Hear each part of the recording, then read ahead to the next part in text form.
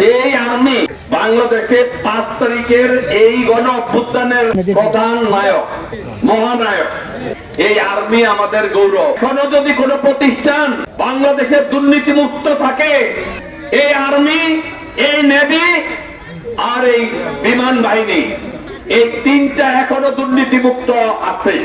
ঢাকা 17 আসনের এক প্রার্থী, ভাগ্যবান লোক, তারেক রহমানের লগে ইলেকশন করার লিগে ইয়া পাইছে, নমিনেশন নিছে।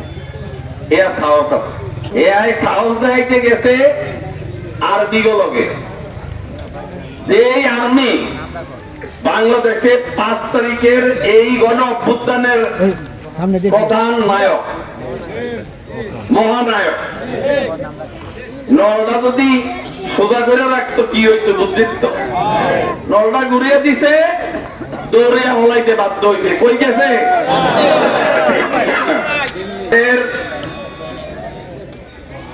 এই আর্মি আমাদের গৌরব।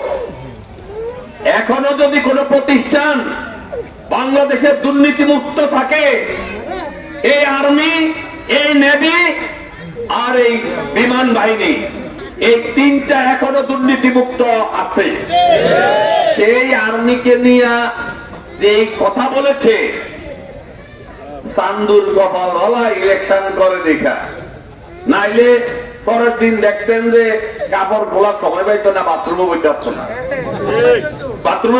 না, বুঝছেন তো?